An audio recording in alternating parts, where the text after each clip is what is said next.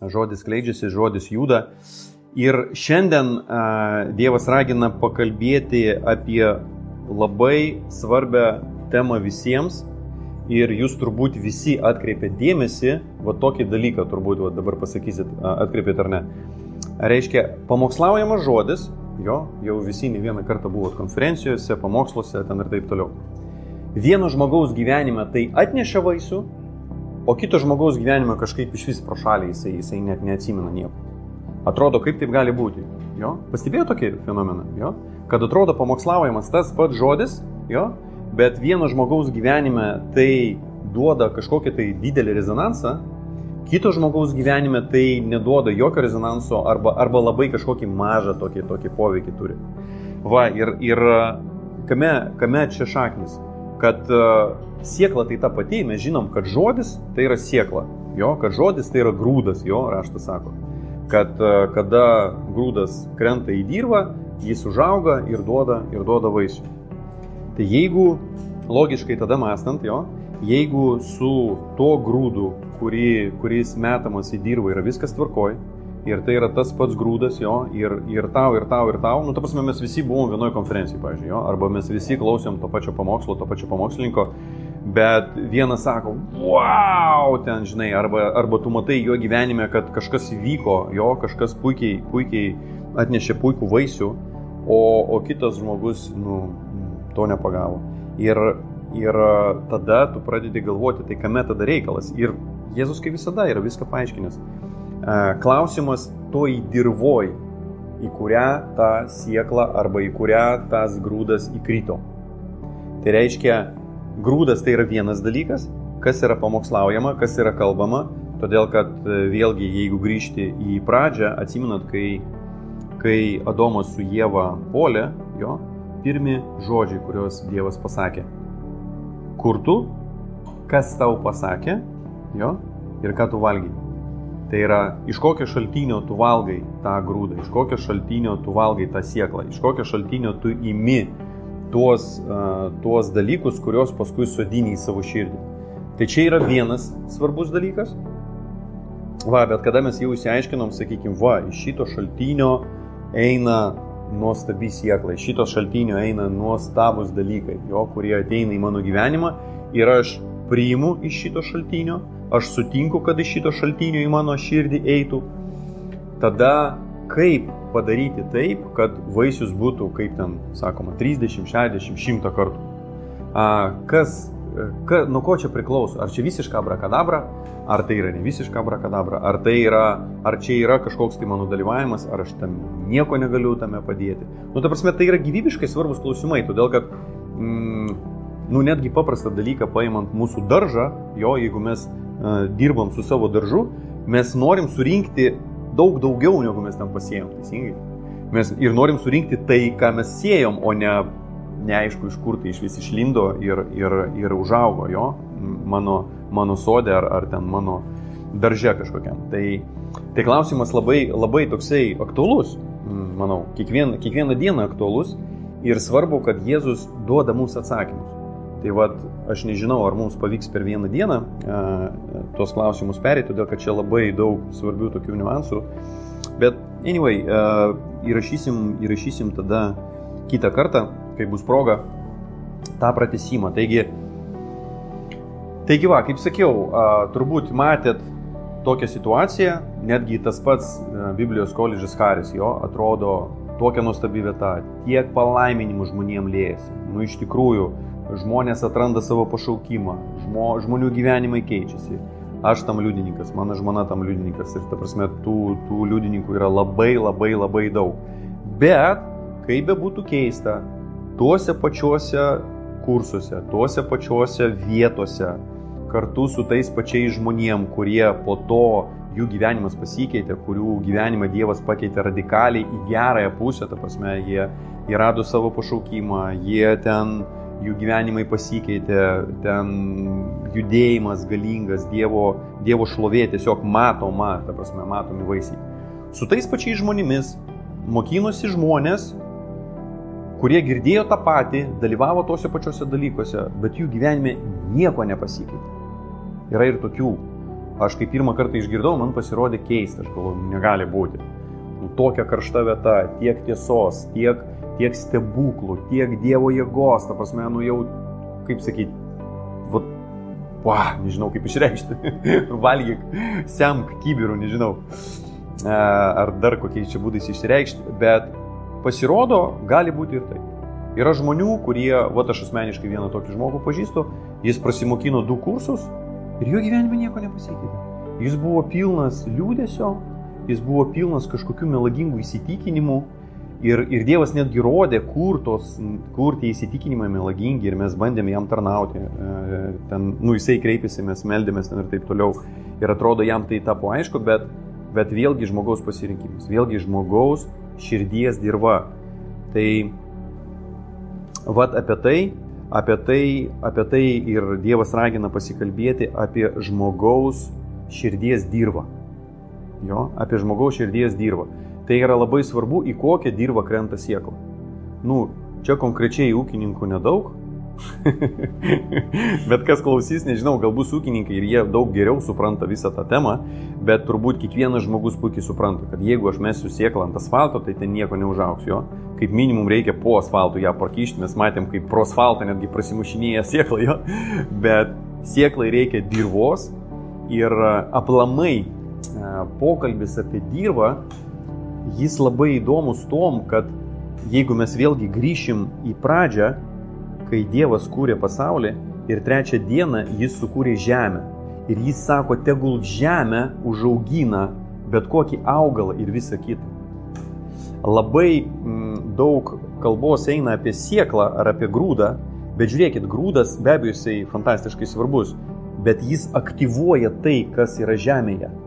Tai žemėje turi būti. Ta prasme, grūdas pats iš savęs, be dirvos, be žemės, jis nieko neduos. Jis tiesiog gulės ir lauks to momento, kai jis bus pasodintas į jo. Nieko, čia jeigu tu vėlgi jį ten kažką su juo darysi. Bet mes kalbam apie tą vaisių, kurio mes norim, kurio mes siekiam. Ir būtent mums reikia gero grūdo ir mums reikia dirvos, kurioje tai gali augti. Todėl aš šitą pamokslą ir pavadinau, kuriame ketvirtyje gyveni šiandien. Kodėl ketvirtyje? Todėl, kad Dievas mums duoda 4 grupės. Tai yra 4 skirtingos dirvos ir iš karto pasakysiu, kad jeigu jūs norit, jūs galit savo širdies dirvą keisti. Tai yra labai svarbu. Kad tai nėra, kaip sakyti, nuosprendis visam gyvenimui. Jeigu mano širdis ten kieta, arba mano širdį mes ten skaitysim labai mažai dirvos, tai reiškia viskas, man šansų nebėra. Šiandien galbūt šansų nebėra, bet jeigu tau tai šventoji dvasia parodo, kartu vėlgi su šventa dvasia, tu tai gali keisti. Tai yra keičiama. Taigi vėl svarbus momentas, kad Jėzus atėjo pilnas malonės ir tiesos. Tai dabar, ką aš kalbėsiu iš rašto, čia ne apie tai, kad tave apkaltinti, čia ne apie tai, kad tave pasmerkti. Jėzus atėjo pilnas malonės ir tiesos. Tai pirmiausia, įsitikink, kad tu esi maloniai, kad tu esi priimtas toks, koks tu esi, kad tu esi mylimas toks, koks tu esi, kad tavo netobulumai tai nėra Dievui naujiena, kad jis juos žino dar daugiau už tave. Jeigu jis tau visą tavo išklotinę parodytų, tau būtų šokat, bet jis to nedaro. Vėlgi, pavyzdys pačioj pradžioj, kai Adomas su Ieva nusidėjo. Ir Dievas jiems net neparodė, ką jie padarė. Žiūrėkit, jūs kada nors galvojate apie tai ar ne? Kad Dievas jiems nesakė, vaikeliai, ką jūs padarė dėl jūsų padaryto dalyko, bus koncentracijos lageriai, bus tie kryžių, kažkokie ten tie, kaip jie, žygiai, kur typa Dievo vardu žudys žmonės ir taip toliau, kad bus begalė baisių dalykų. Nuodėmė atnešė be galo daug mirčių, pasmerkimų ir visų kitų dalykų. Dievas jiems to nesako, žiūrėkit. Todėl, kad jis supranta, kad jeigu jis jiems pasakys, jie neatlaikys. Dievas nenori mūsų smerkti ir tai yra dar vienas pavyzdys. Tai nėra Dievo tikslas smerkti. Dievas atėjo pilnas malonės ir tiesos. Tai reiškia, mes priimam malonę Jums nėra jokio pasmerkimo, jog jūs esate Jėzuje Kristuje. Romiečiams 8.1. Šitas rašto vietas reikia žinoti atmintinai. Dievas neatėjo mūsų smerkti, Dievas atėjo mūsų išlaisvinti. Ir Jisai padengė mūsų malonę ir iš tos malonės ramia širdim mes galim žiūrėti, kas yra tiesa. Jo? Kodėl, Dieve, mano širdį, aš klausau šitą žodį, bet nėra vaisius. Jo? Kažkas sako, girdėjomės tavomo, kad ta žinia apie besąlygišką Dievo meilę, viskas, nieko neveikia. Tai ką aš galiu pasakyti, kad girdėta, ta prasme, siekla išgirsta, grūdas priimtas ir kažkur padėtas, bet jis neužaugintas, jis nepasodintas į dirvą ir jam neleista užaugti gyvenime. Ir žmogus po kažkokio laiko sako, tai neveikia, reikia ieškoti dar kažkokio grūdo. Šitas grūdas nelabai, reikia ieškoti dar vieno grūdo. Ir kažkada, atsimenu, vienas brolis dalinosi, kad sako, toks man reginys, kad pas krikščionis be galo daug nuostabių grūdų. Tiesiog maišai grūdų, bet jie neauginami, jie nesodinami į dirvą, jiems neleidžiama užaugti, jie nėra laistomi ten ir taip toliau, kad atneštų tą vaisių, kurio visi trokšta. Todėl, kad mes visi norim vaisių, jo? Mes visi norim ramybės, mes visi norim džiaugsmo, mes visi norim tokio lengvumo, paprastumo, jo, saugumo. Bet tai yra vaisiai, tai nesiekla. Siekla yra Dievo žodis, kurį mums reikia pasodinti į savo širdį ir tai užaugs. Taigi, brangieji, šiandien apie mūsų širdis, bet tai ne tam, kad pasmerkti. Kai šventoji dvasia jums kažką tai apreikš, tai priešas, aišku, tai naudos, kad jūs smerkti. Bet jūs iš karto tą balsą meskit laukan, tiesiog mute off. Ta prasme, išjungti garsą, kad tas, kuris smerkia, jam nėra vietos. Jėzus už visą mūsų kaltes sumokėjo, pasmerkimui vietos nebėra. Viskas, pasmerkimo era baigėsi. Kai su Jėzus prisikėlimu pasmerkimo era baigėsi, dabar yra palaiminimų, padrasinimų, tarnavimų viens kitam. Dievas davė mums sutaikymo tarnystę. Labai aiškiai parašyta. Sutaikymo tarnystė. Neeiti kaltinti viens kitą. Yra viena frazė, kai kuriuos baimę gelbėkit, jo. Taip, bet tai yra viena frazė, taip, yra tokių žmonių, tai yra apie teisingą įstatymo naudojimą, bet šiandien ne apie tai. Mes esam išgelbėti, mes esam palaiminti, mes esam priimti ir žiūrėkim, kas darosi mūsų širdise, kad Dievo žodis galėtų atnešti daugiau sieklos, jo, į mūsų gyvenimą. Taigi, šita istorija, kur Jėzus duoda tą palyginimą, kai, reiškia, sėjėjas išėjo sėti. Jo, jis tai prasideda. Tai aprašyta tiek pas Morkų, tiek pas Matą, tiek pas Luką, tik pas Joną neaprašyta Evangelijai, bet tai yra 3 Evangelijose pakartota ir skaitant visus 3, jūs surasit labai daug aspektų. Aš kaip visada raginu jūs nepasikliauti vien tik tai mano žodžiais, bet eiti prie rašto, paskaityti tas rašto vietas ir jūs pamatysit, kiek tame daug, kad Dievas duos ir Dievas duos jums asmeninius apreiškimus į jūsų širdis ir tai bus daug tvirčiau negu paklausimas pačio geriausio pamokslo, koks jisai bebūtų. Taigi, Morkaus 4.13. Jėzus sako, ir jis paklausė, nejaugi nesupratote šio palyginimo apie sėjėją? Žiūrėkit, pirmas svarbus teiginys, kurį norėjau šiandien pasakyti, kad Jėzus sako, tai kaip suprasite visus kitus palyginimus? Tai reiškia, kad šitas palyginimas apie sėjėją, apie tai, kaip siekla įsitvirtina mūsų širdyje, kaip siekla duoda vaisių, ką reikia su tom daryti, tai yra raktinis palyginimas. Jėzus sako, kad kaip jūs suprasit kitus palyginimus. Tai reiškia, kad mums labai svarbu įsigilinti į šitą palyginimą. Mums labai svarbu suvokti, ką Jėzus čia kalbėjo. Ir mes suprasime daug daugiau ir daug giliau, kadangi tai yra principai, kurie paskui juos mes atrasim kitose dalykuose. Dievas išaukština savo žodį virš visko.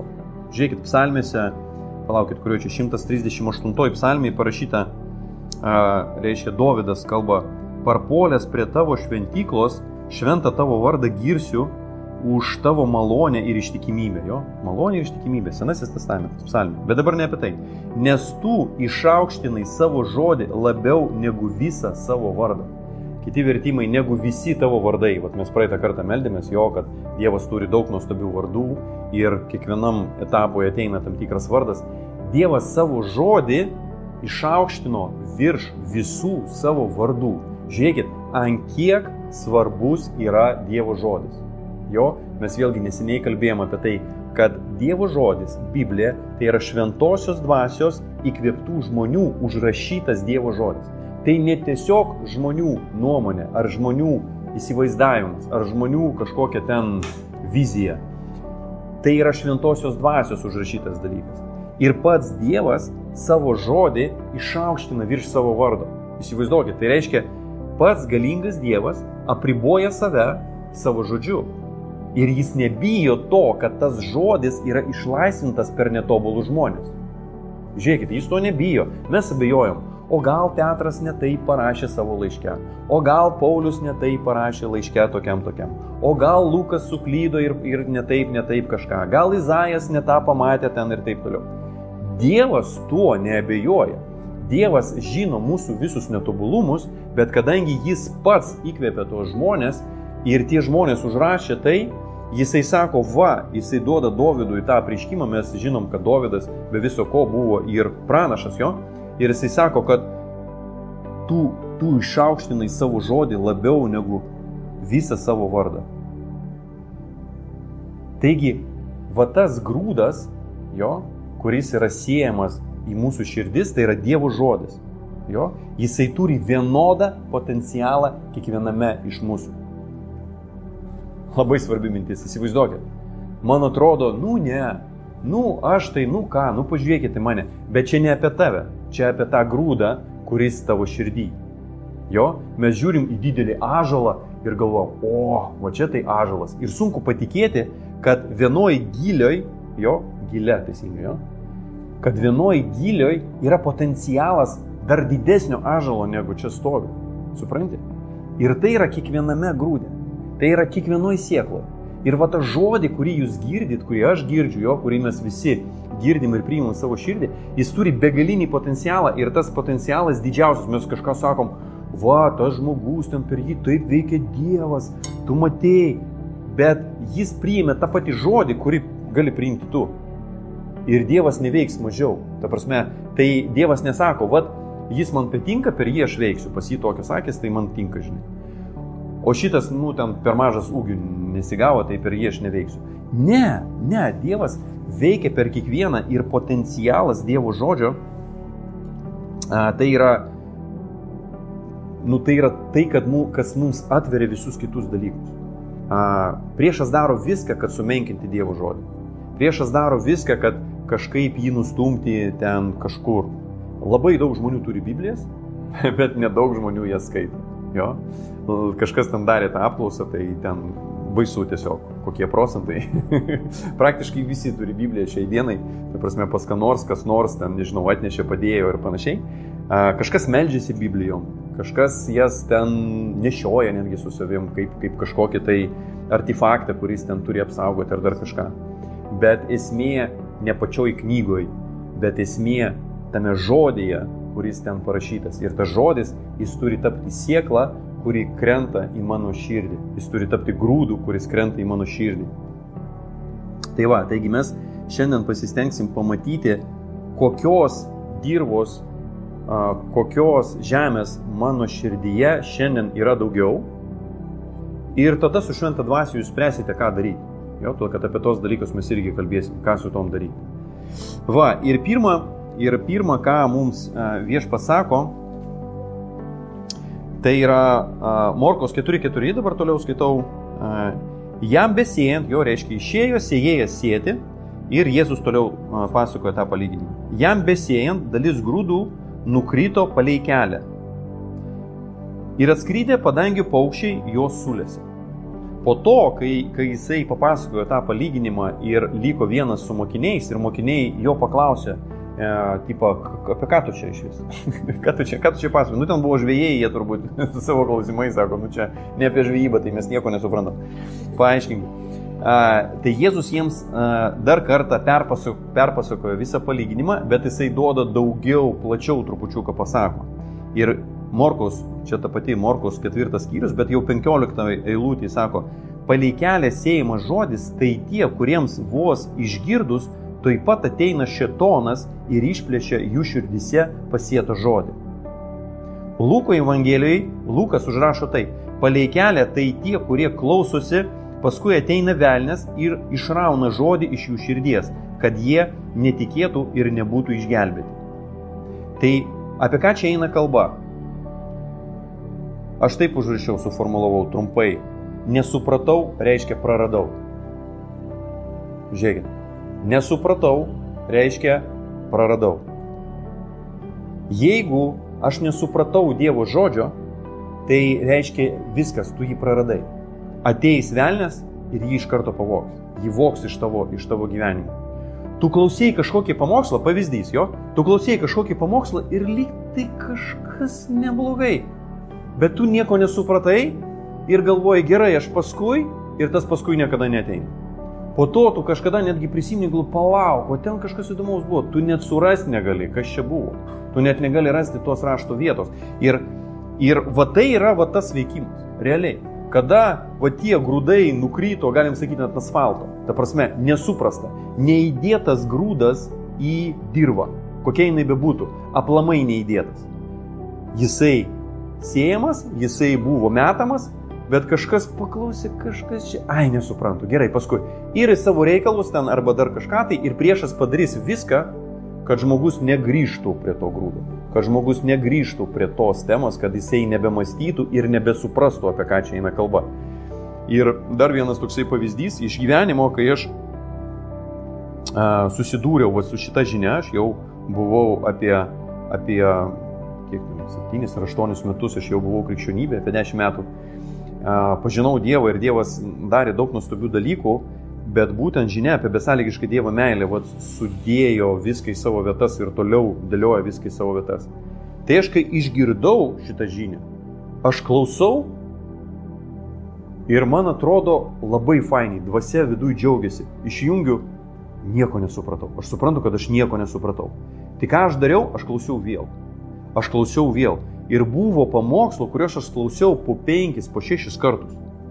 Ir po to girdėjau irgi tokius liudijimus, kad žmonės sako, dvasia džiūgauja, suprantu, aiškiai, fine, super, tu jautiesi pakylėtas, išjungi, papasakok dabar, ką tu girdėjai.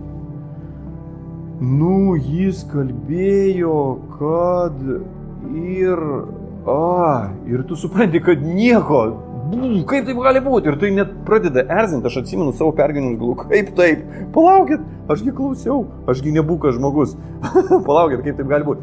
Tai dvasiniai dalykai, nereikia savęs smerkti, nereikia savęs ten niokoti, tai yra dvasiniai dalykai, priešas daro viską, kad išplėšti iš tavęs tą sieklą, kad tu to nesuprastum. Todėl, jeigu, kokia išvada, kokie praktiniai dalykai, jeigu tu pastebėjai, šventoji dvasia kabina, tavo dvasia tau liudija, kažkas čia yra.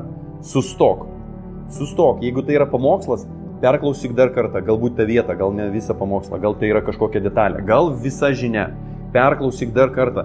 Tau nereikia, ta prasme, perklausyti daug pamokslų ir atnešti tą sąrašą kažkam pateikti. Jo? Tavo užduotis pažinti viešpatį, tavo užduotis suvokti, koks Dievas yra, kokie santykiai su juo, tai yra amžinasis gyvenimas, pažinti jį ir jo siųstą į sūnų. Jo, mes apie tai žinom. Tai sustok. Arba, pavyzdžiui, tu skaitai raštą.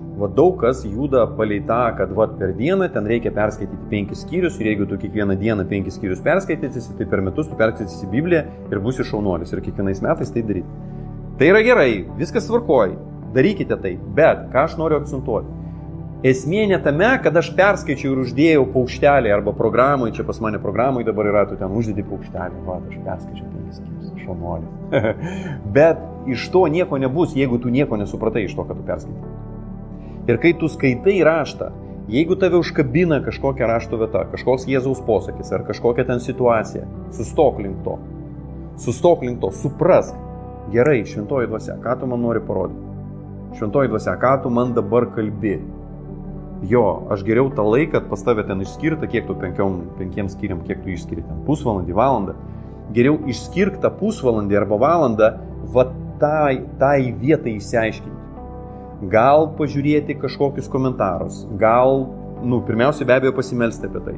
Pažiūrėti lygiagrečias vietas galbūt, jo, jūs rasit. Dabar šiais laikais labai, daug lengviau, sakykime, nagrinėti raštą su tom visom programom, kai įvaldai, tai tiesiog fantastika. Galim komentarus pažiūrėti, galim pažiūrėti ten lygiagrečias vietas ten ir taip toliau. Pagal tą patį žodį galim padaryti paiešką ir surasti, pažiūrėti kitas rašto vietas, kur Jėzus kalba arba ten apaštalai kalba. Taigi,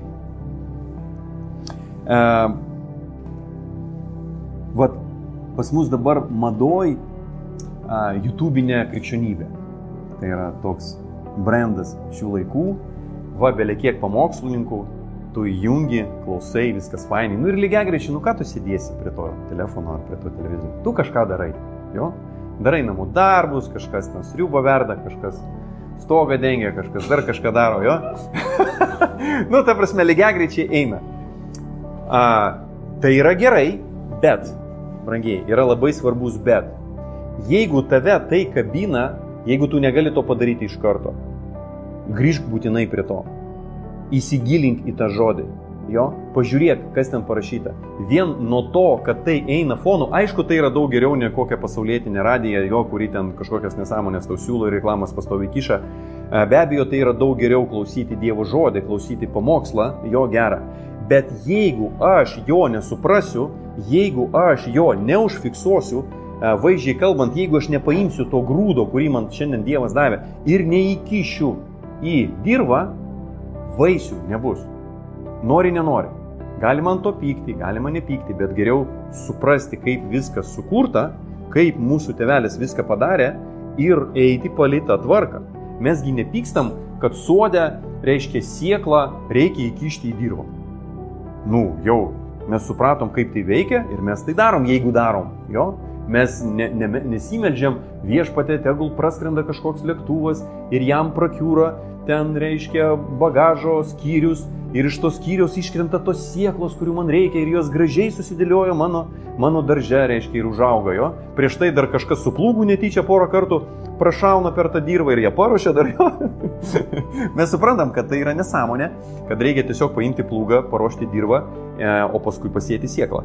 Taigi, va čia yra mūsų maža dalelė. Pats Dievas sukūrė mūsų širdį, pats Dievas davė nuostabų grūdą, pats Dievas toliau, jo po šio palyginimo eina dar vienas palyginimas, kur Jėzus sako, kad sėjėjas net nežino, kaip auga siekla. Jisai miega parašyta, jisai atsibunda, o siekla auga. Kaip tai vyksta? Mokslininkai po šią dieną aiškinasi ir nesiaiškina jau, kiek aš skaičiau, nežinau, gal kažkas dar pasikeitė po to, bet aš skaičiau, kad jau idealiai padarytas grūdas, kaip jisai sukurtas viešpatės, bet jis neveikia, nepasileidžia, kažko trūksta, kažkodėl vis neveikia, va tas gyvybė jėga neateina, kažkodėl jis neauga. Taigi mūsų tėvas, mūsų kūrėjas sukūrė tokį nuostabų mechanizmą, jo, jisai sukūrė grūdą, jisai sukūrė dirvą ir tą grūdą reikia padėti į dirvą ir tada užauga daug grūdų. Užauga nuostabus vaisiai, iš kurių daug, jo, 30, 60, 100 kartų daugiau. Tai yra nuostabu. Pats iš savęs mechanizmas, mes prie to pripratom ir atrodo, kas čia, natūralu viskas. Bet tai yra fantastika. Tai yra nuostabu, jo, viskas veikia. Ir yra mūsų maža dalelė. Jeigu tu nori, kad va šita siekla augtų tavo širdį, tavo dirvoj, tai tau reikia paimti būtent šitą sieklą ir ją pasodinti į savo širdį. Jo? Jeigu tu to nedarysi, tai tiesiog tavo širdį augs tai, ką vėjas pripūtė. Jo? Tai, kas iškrito iš tų lėktuvų, neaišku, kokių ir ko jie ten skraido ir ką jie ten vežiojasi. Jo? Natūraliai, vat ir mūsų gazonas pavyzdys. Gerai, kad mes turim galingą žoliapjovę ir mes periodiškai tai nupjaunam, bet, mes čia nieko nelaukiam, mes čia nieko ir neturim, bet čia belekiek visokiausių žolių.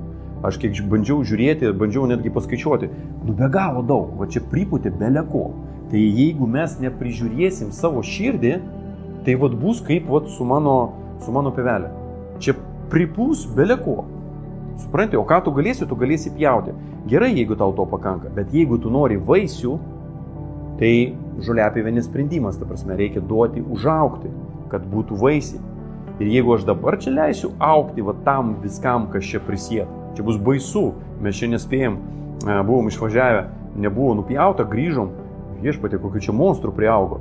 Reikėjo ten prašyti, ta prasme, tokios galingesnės žoliapjovės, reikėjo, kad viską tą nupjauti, todėl kad tai yra baisu, ta prasme, ko čia priaugta.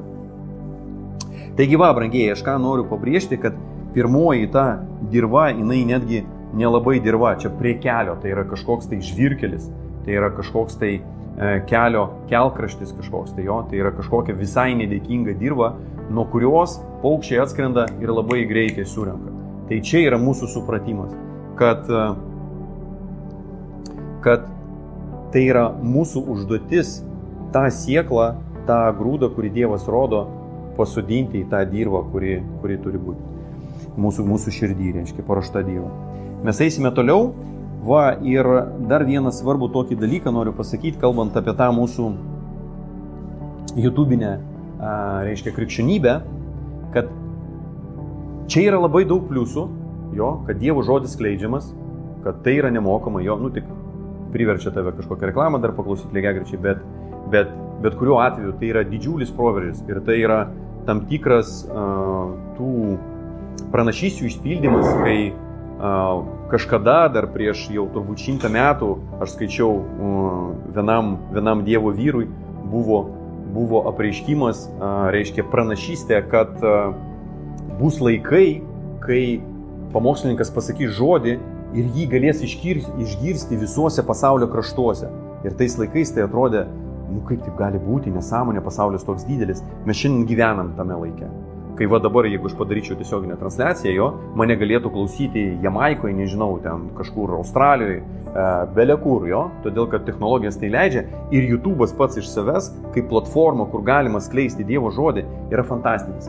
Bet, šitoj plokštumoj, apie kurią mes šiandien kalbam, apie širdies dirvas, aš noriu pasakyti labai svarbų dalyką. Išgirskite mane teisingai, čia nėra jokio pasmerkimo. Eina kalba apie ėjimą gilin. Žiūrėkit, jeigu aš klausau YouTube'e pagal savo supratimą, tai aš nenueisiu toliau. Aš nenueisiu į tas teritorijas, kur man nėra žinomos. Suprantat?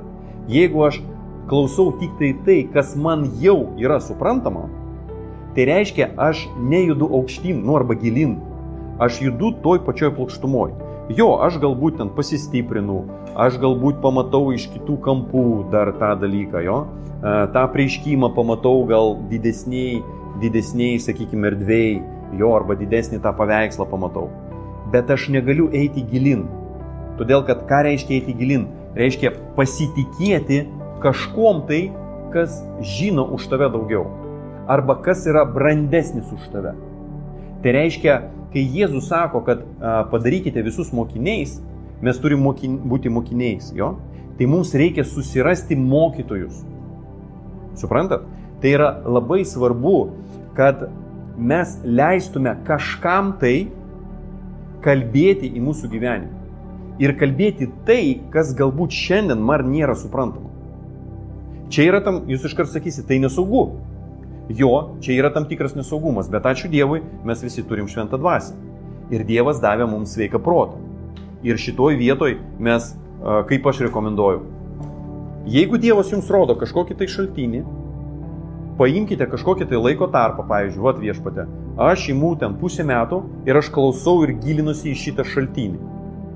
Ir aš pažiūrėsiu mano gyvenime, mano santykiai su tavim pagerėjo ar pablogėjo. Gal Dievas po poros savaičių pradės ten visais varpais skambinti, kad tu baig raminkis, mestų tą šaltinį laukan. Čia yra nuodų šaltinis, o ne gyvojo vandens. Suprantate? Bet ką aš noriu pabrėžti, kad jeigu aš taip dreifuoju per tą YouTube'inį paviršių ir klausau tik tai, kas man yra jau suprantama, tai aš nenueisiu gilin. Suprantat? Man neišeis augti. Tai yra labai svarbus momentas. Man labai svarbu surasti tą šaltinį, kuriuo aš pasitikėsiu, netgi tuose sferose, kurios šiandien man nėra aiškios. Ir tai yra pozicija visų, tai liečia visus. Ir tos, kurie jau šiandien mokina, tai taip pat liečia ir juos. Todėl, kad Jėzus nedavė kitos pozicijos. Jisai sakė, eikit ir padarykit visų tautų žmonės mokiniais.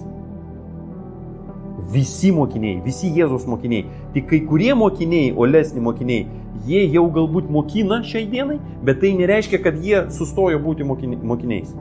Suprantat? Ir tokio turi būti kiekvieno mokytojo širdis. Va. Bet mums, jeigu mes norime augti, jeigu mes norime pažinti viešpatį giliau, plačiau, aukščiau, stipriau, mums reikia eiti toliau. Ir aš aišku kviečiu į Haris Biblijos koledžą, kas turit galimybę, studijuokit. Galim studijuoti neakivaizdžiai, galim studijuoti akivaizdžiai. Vatanė šiais metais eis į koledžą, jinai turi galimybę akivaizdžiai studijuoti, tai jinai akivaizdžiai studijuos, tai aš raginu visus. Tai yra nuostabus laikas pažinti viešpatį, nueiti toliau savo santykiuose su juo, nueiti gilin. Ir tas laikas, kai atrodo, kad aš čia metus laiko tam pašvesiu arba 2 metus, čiagi tiek daug. Jo, tai yra daug. Bet jeigu tu dar žadi šitoj žemėje gyventi 20, 30, 40, 50, gal 70 metų, tai palyginus su tom, tie 2 metai, kurie duos tau tvirtą santykį, kurie duos tau aišku suvokimą, išvaikys tas visokias religinės miglas, visokius nesąmonės, jos sutvirtins tos pamatus tavo gyvenime, ant kurio tu galėsi statyti po to drąsiai. Va, tai be to, ką aš norėjau pasakyti, be to, neišeina. Be to nebus. Jeigu mes dreifuosim tiesiog YouTube'iniai toj plokštumoj, kad šiandien paklausysiu tą, man šitas patinka. O gal šiandien paklausysiu tą, jisai čia kažką kalba, nebesuprantu, gerai, išjungsiu tą, jisai maždaug tokiam pačiam lygmenį. Ir dar vienas dalykas, tokie žmonės pagauna tokią išdidumo dvasią. Jiems atrodo, kad jie virš visų šitų pamokslų. Tai kad, aš viską suprantu, tą paklausiau gerai, tą nesuprantu, turbūt nesąmonė išjungsiu, šitą supranti. Ir priešas tai skatina. Supranti, priešas tai skatina. Aš ekspertas, aš žinau, kaip turi būti, aš nesu jokioje bendruomeniai, aš pats neturiu nei mokinių, nei nieks nenori manęs klausyti, bet jie visi durniai, dėl to manęs nenori klausyti, bet aš žinau viską, aš klausau visus ir man viskas yra aišku. Tai yra išdidumo pozicija ir čia vėlgi, čia nesmerkimas, čia tam, kad išsilaisvinti iš to. Jeigu pagaunat savyje kažkokias natas, tokių, reiškia, balselių, tai tiesiog bėkite nuo to. Bėkite į Dievo dvasią, bėkite į Dievo mokinystę ir Dievas viską sutvarkys. Kaip aš ir sakiau, visos širdies dirvos yra tvarkomos, yra keičiamos. Ta prasme, kokia jinai bebūtų šiandien, kokia jinai tragiška bebūtų, maža to, iš savo gyvenimo galiu pasakyti ir aš taip įtariu, kad jūsų gyvenime yra labai panašiai, kad mūsų širdies dirva keičiasi su laiku. Kai mes ateinam pas viešpatį, tai mes ateinam bele kokie. Dievas mūsų išgelbsti, mūsų dvasia atgimusi, aleliuja, jau nežinau, kaip ten susėsim, bet brolių širdis kietos, ten asfaltų užvaryta didžioji dalis teritorijos ir viskas. Bet Dievas pradeda dirbti su mūsų dirva.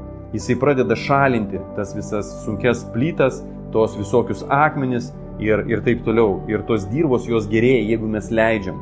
Tai čia lygiagretus toksai procesas. Mes siejam sėklą ir mes to pačiu dar dirbam su mūsų širdies dirva, su mūsų širdies žemė. Tai čia buvo ta pirmoji mūsų, reiškia, dirva. 40 minučių prabėgo. Eik tu savo. Oho. Gerai, tada pradėsim antrą ir gal šiai dienai ir pakaks. Reiškia, toliau Morkaus 4.5. Čia buvo 2 eilutės, dabar 3 eilutė. Morkaus 4.5 eilutė. Kiti grūdai, kuriuos sėjėjas sėjo, nukrito į uolietą dirvą, kur buvo nedaug žemės ir greit sudygo. Tai šiandien pakalbėjom apie pirmą dirvą, kurią Dievas mums parodė. Ir kai kurios kitus aspektus palėtėm, tikiuosi, vėlgi primenu, kad Jėzus atėjo pilnas malonės ir tiesos. Mes žiūrime į tiesą ir aiškinamės su tiesa tam, kad išsipainioti iš priešo apgaulių.